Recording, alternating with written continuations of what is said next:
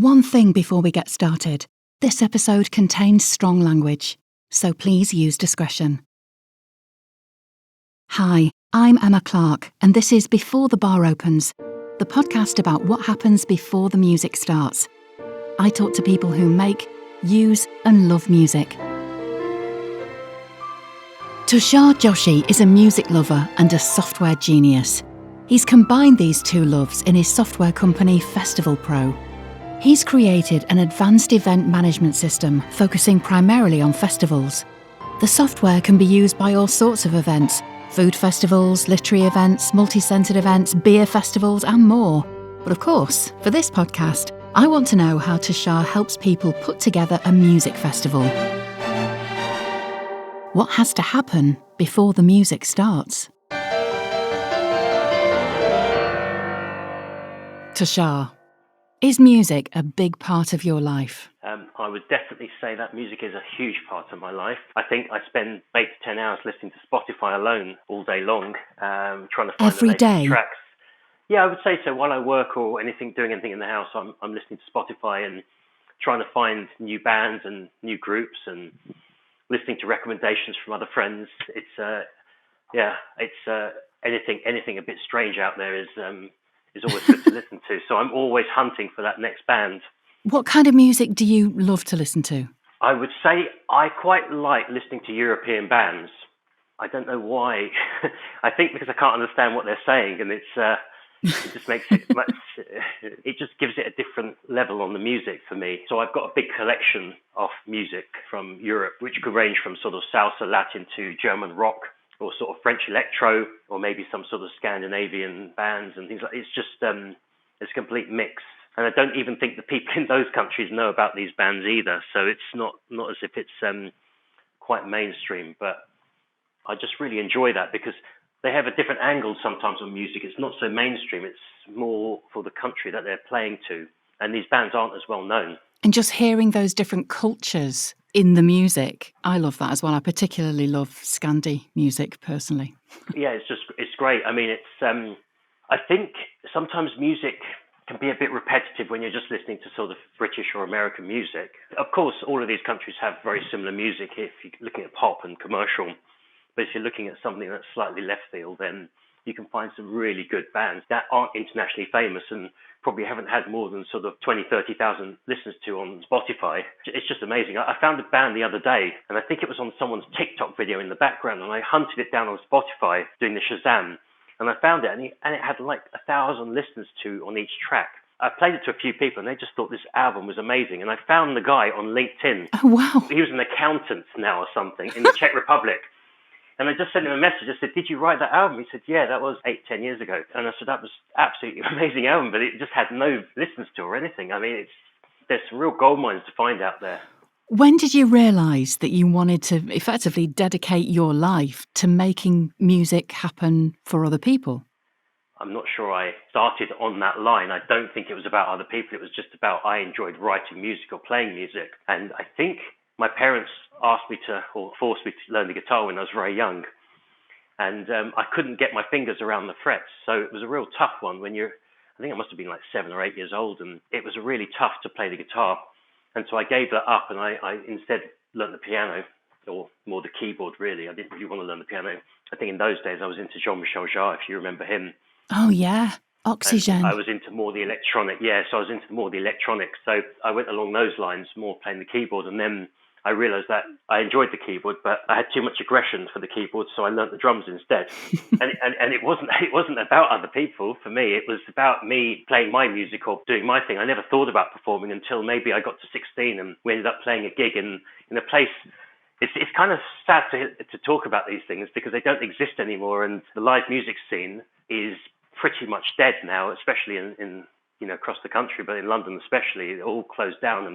And it's just because people don't want to see live bands. But I played this gig in the Rock Garden at the time, and it felt really good to be on stage. And then after that was the point where I think I kind of really enjoyed playing live. But up until then, it was a nerve-wracking thing. I never even thought about it. It was just rehearsing and playing with friends. That quickly wanes away because you start to realize that your friends aren't going to come to every single gig.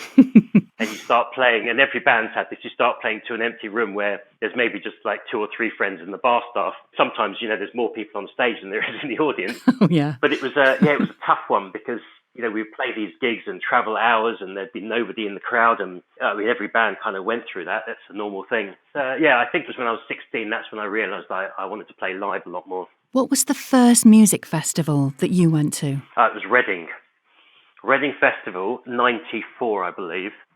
I have to confess, the camping bit wasn't very good. I was sharing with a classmate and he liked to eat crisps in the tent. And the main thing I remember, actually, is I had to sleep in the car because it was horrible. But it was interesting. And we just saw so many bands, back to back, so many big bands. And it taught me not just about music, but it taught me about festivals and how they worked. And I remember us, raiding a local farm and stealing some corn on the cob and cooking it on our barbecues. And it just felt very, very natural, and all the people and everything. I think I was probably a bit young to appreciate every aspect of a festival. And strangely enough, I went back there recently, just as a punter. And I remember I was probably, I say twice the age of everybody there, but that's a lie. I was probably a lot older than then, actually. I didn't want to camp, so I just drove there every day, and I brought a packed lunchbox with me and stood at the front of the stage. Not your sort of typical, it was more of a picnic hamper, but it had lots of food in there, so I didn't need to leave, and I would get there about 3 o'clock, and I would stay there till about 11. And I remember Pulp was on stage, and they said to the audience, the last time we were here, or the last time we played this song, was in Reading in 1994. Was anybody there? And I was at the front, and I just screamed. I went, yeah, just assuming the whole crowd was going to scream. Not one person screamed, and everybody just looked at me thinking, how old is he? I'm just picturing that. That's funny. But Reading always has good bands. I'm going to say that because actually my next door neighbour books the bands for Reading. But it is an amazing festival because you can go to one place, and any festivals like that, you can go to one place and you can see so many amazing bands for the price of a festival ticket, which can be quite expensive, but it's good value for money, is considering how much it costs to see a single band in some of these places now. And it's not just about the music, and I think that's a key thing about festivals, is it's about the people. I think that is sometimes a larger part. It's about the people, the atmosphere, the love that everyone has. It's not just simply you turn up in the field, you watch a band, and then you go camping. The interactions, that's the thing you come back away with new friends. So when did you think, right, music festivals in general are going to be my thing? This is what I'm going to do. What was that moment like? How did it all happen? How did it come together? I think it was a slow transition. So I play in the band Subgiant, and we started playing festivals quite early on once we got together.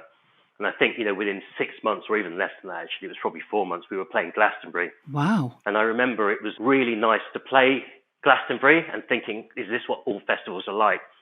And Glastonbury being an absolutely huge festival where it can take an hour to walk from one side to the other, it was just immense to be playing at this festival, not knowing that we were playing in some small stage at the same time as Chemical Brothers.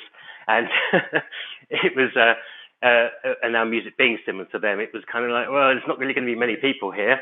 And in fact, we wouldn't mind just going and seeing them as well. But it wasn't really about the music. And I think people who go to Glastonbury, there's obviously hundreds of great bands there, but it's just the atmosphere there. And I think that was it. When we played that festival, I thought, I just want to go to as many festivals as possible. And I wasn't working in them. I was just playing in the band at the time. And we've played so many festivals since then. I think we were doing sometimes 1 or 2 a week, traveling from one place to another. And it was just a continual thing. And they start to, I hate to say this, when you've been to a lot of festivals and at the end of summer, you've maybe done 15 festivals, they do start to merge into one a little bit. You can just about remember parts of it.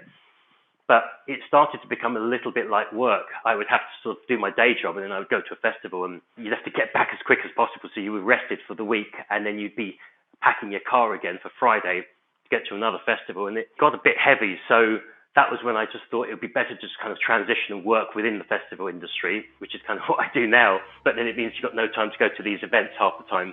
I think it was probably when I was playing in Subgiant that we started to go to a lot of events, and that was where I sort of found my love for festivals and events. I asked Danielle Cresswell, a manager at our proud sponsors, Alexander Knight & Co., the accountants for entrepreneurs, how much music features in her life. Do you sing in the shower? I do. I do sing in the shower, I sing in the car, I actually think I sing better than Britney and Whitney in the car in the shower, although people around me would beg to differ. But once that volume's turned up, you sound like anybody, don't you? What do you sing? Oh, anything, everything. If it's on and I know the words, I sing it. But mostly the songs that I know. I was very much into writing lyrics down and learning the song words when I was growing up. So I do know the words to a lot of songs. And you know what? You don't listen to them for a while, and then they come on and the words just come back to you. What's the best concert you've ever been to? Beyonce. Normally during a concert, I'm the annoying person that stood up, dancing, singing, getting in everybody's way. But when it was Beyonce, I did stand up and I was a statue the whole of a 1 hour concert because I was just mouth wide open, in awe of what she was doing, and I was absolutely starstruck. I was just in total shock at how brilliant she was. Big thanks to Alexander Knight & Co, the accountants for entrepreneurs. For the best tax advice, email hello@alexanderknightaccountants.co.uk and find out how much you and your business can save.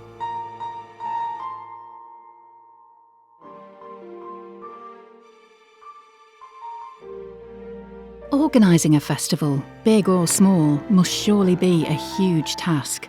Writing the software to help make it happen must be an even bigger task. I wanted to know how you plan a festival. I mean, where do you start? Talk me through it. How do you plan a music festival? What do you need to take into account? Because just the thought of it, the logistics, the artists, the scheduling of the acts, the people, the tickets, the security, all of it. How do you do it? How do you make it easy for people with your software to sort of make it all happen?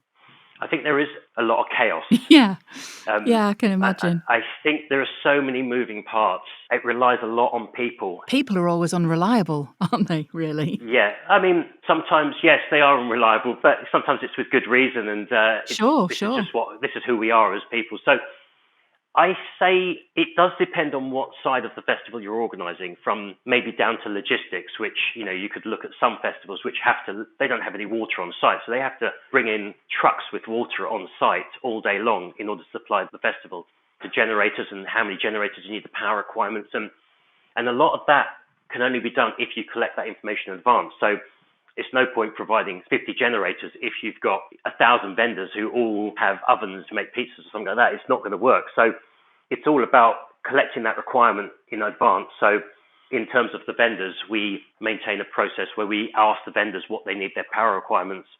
The stages are generally quite straightforward because they have a predefined spec. So if you're using this stage, it will need this much power. Yeah. Always good to have a bit of extra power, though.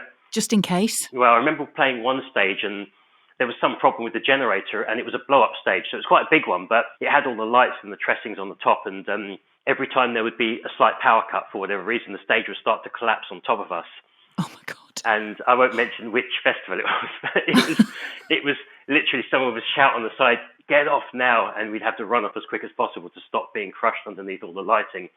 Oh, my Lord, that sounds terrifying. But you have to have the right power requirements at an event. Obviously, there's water, logistics, and things like portaloos and toilets. This is the thing. Somebody says music festival, I think portaloos, straight off. Yep. Well, I think that's because we probably had a lot of experiences with portaloos, or a lot of bad experiences with portaloos. However, these are things that have to be done in advance. And in a way, those things are actually quantifiable. You know the power requirements, you know the water. I'm sure someone very close to the scene would probably disagree, but it's when you get to things like, if you've got a festival with maybe, say, even just 200-300 artists, you need to collect all of the names of people turning up, because you could have 2,000 people turning up. You need to know who can get in and who can't get in. You need to know what each of those stage specs are. And that was the basis of FestivalPro originally, was so that I could... when I turned up at an event, they would know how many DIs I needed for my drum kit, which sounds strange for a drum kit because it's an electronic drum kit, so I need the DIs. We would turn up sometimes and things wouldn't be in the right place because they hadn't got a stage spec. So collecting those stage specs from all the artists so that when they turn up, they've got their bits and pieces on stage in the right place, and everything runs smoothly, because if there isn't, then it could cause a 5-minute delay. But if you have a 5-minute delay in every artist and you've only got a 20-minute, 30-minute changeover, by the end of the night, you're going to be half an hour or an hour out, which means the last act, the headline act, may not be able to play, or you're going to have to cut out another artist. And if artists are travelling for many hours, it's not really fair to cut those sets down. So it's important to have all of those specs in advance, and that's just the artist side of things, and making sure artists know where they're going, and all of that logistics is done via FestivalPro. But on top of that, organising volunteers so that you know from the applications on who's going to volunteer, to maybe paying a deposit or a bond, to then assigning those volunteers to the right shifts based on their skill set, Yes. and collecting those skill sets. So if someone's got first aid experience, you need to know that they can do certain areas, or you need to have one first aider at least on duty at some point. So you can collect those requirements, you can assign them to shifts, you can then update everybody's shift based on changes on the day, and on top of that, you can then notify them of those changes. And you need a system in place, because if you're doing it by mouth, you're going to end up with people not in the right place at the right time, which festivals do run like that, but it adds to the stress, and then you may get problems.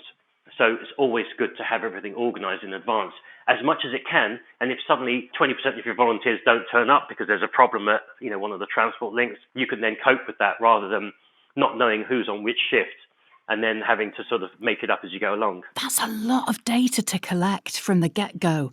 How do you do that? And then how do you load it into your system? And presumably, when you get one set of data, it then informs what's required from another set of data, the people versus generators versus water versus portaloos, all those sort of knock-on things. How does that all plait together? Because it sounds massive. Well, I don't look at festivals as a complete perfect art. So not everything is going to be perfect. Sure, of course. You just have to get it as close to perfect as possible, because there are going to be unexpected things that happen on the day. There always are. I was just going to say, is that kind of a rule of thumb? In every festival, you're always going to get a curveball. If you don't, then there's celebrations. But I think every festival organiser is going to say there's been a curveball. I think sometimes they're very minor, though. Yes. And nobody will notice them. But sometimes you really have to think them on your feet. It could be, and in the UK we have this problem a lot where the weather is a big part. Yes. And rain causes havoc. And mud. I remember pictures a few years ago of Glastonbury where there was an E. coli threat from mud. Wow, yeah. You can't plan for everything. No, of course. It's just not possible to. But you can plan for as much as you can and have procedures in place. But you need a good team who have experience that can then think on their feet and move quickly to adapt to any changes. For example, if there's a lot of rainwater, you need to have a secondary entrance to the event, or maybe plan for rainwater so that the entrance, even if it does get wet, can still be approachable. So having tracks on there for the main stage. Wow. Or the car parking isn't at the bottom of the valley. So there are lots of things that you can plan, but people who are just starting festivals out for the first time, who we speak to all the time, they can't plan for everything from day one. Generally, people do hope for good weather at all of these events, but things like wood chippings, you've got to have a location of where you can get these wood chippings from if you need them at the last minute, or at least have a stockpile on site. And a lot of waste management as well, I'd imagine. Tent disposal at the end of a festival. Litter. Yeah, I mean, that's a real problem with people leaving their tents behind at events. I bet it is. There's a big push towards getting people to take the tents away with them. Things like rubbish bonds. Yes. So you pay, say, £20 or £10 or whatever it is for a rubbish bag, and you get your £10 back when you fill that rubbish bag up, and you take it back with you at the end, or you return it rather. These all help to reduce the impact of festivals. Festivals like Burning Man, where they say leave no trace. So whatever you come with, you leave with, you don't leave anything behind. It's important, not just at festivals, but in everyday life, really. We've got to move towards it. Sure. But then at the same time, there are lots of people who do turn up and they maybe forget where their tent is. And I was literally just going to ask you that. People getting lost must be a very common occurrence at festivals. Yeah, I don't think that's down to experience, because I do remember leaving Glastonbury one year and I turned up very late, and so my car was parked somewhere and I rushed off into the event, and then on the way back I had forgotten where I'd parked my car. I'm hoping no one else has done this, but it was torrential rain, so you're walking for an hour and a half to get to the car, not knowing where it is. And happened to me once at John Lewis, so I'd be rubbish at festival. So yeah, it's a terrifying thing, and you're holding up the car keys trying to unlock the car to see it flash somewhere. But losing cars in festivals doesn't happen too often, and I think now you can use what 3 words to memorize where your car is, or remember where your car is, and it's really good at festivals because and John Lewis car parks, hopefully. Yeah, and John Lewis car parks probably, but. If you're at a festival and it's a common occurrence where you're trying to meet your friends, and when there's nobody there, and you're by the stage, it's kind of easy to sort of find them. Sure. Once you've got 100,000 people, by saying you're to the left of the green flag, 100 meters in front of the sound desk, that's impossible to find. Yes. Whereas using what 3 words, you can give them those 3 words and they can locate you. That's incredible. How detailed do you have to get in this kind of pre-festival planning? Do you get involved with helping people plan riders for artists and stuff like that? We do. It's part of the spec, but there's a combination of riders. Normally, the artists don't request riders. Larger bands will have a document which specifies their rider.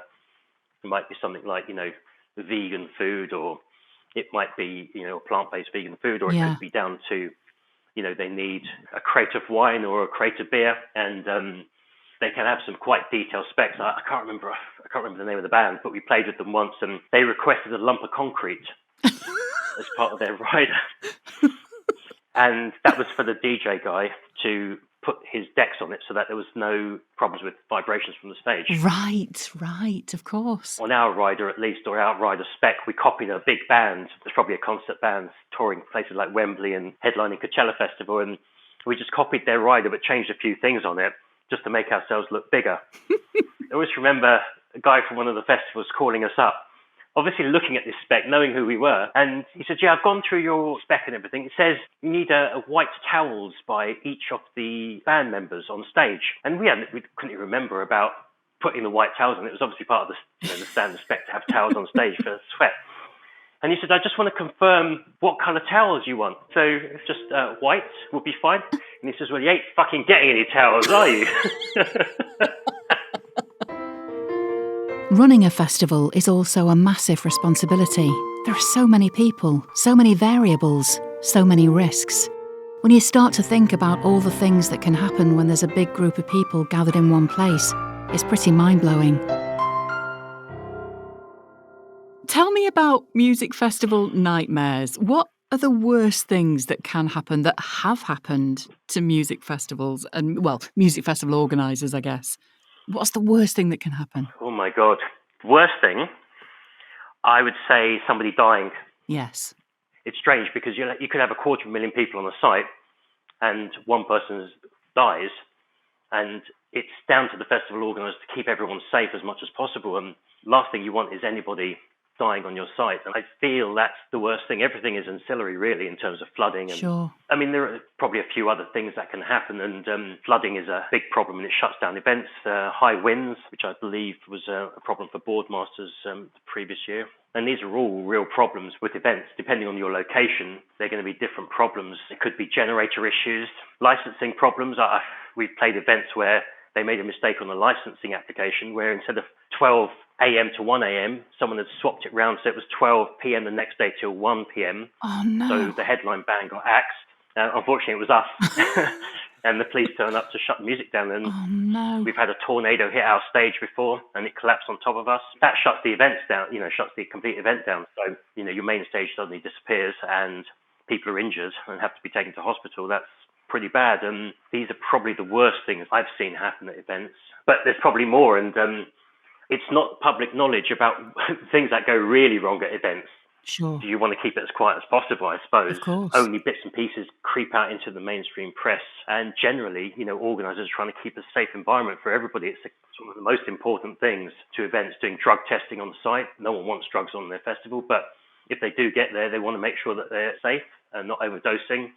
These are all concerns at events, but on the whole part, all festivals are very safe environments, probably safer than your normal city night out.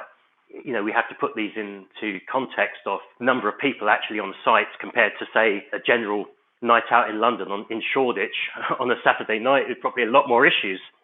And as these events grow and people get more experience, there's more problems that they have to then make sure they've got plans for and things like that.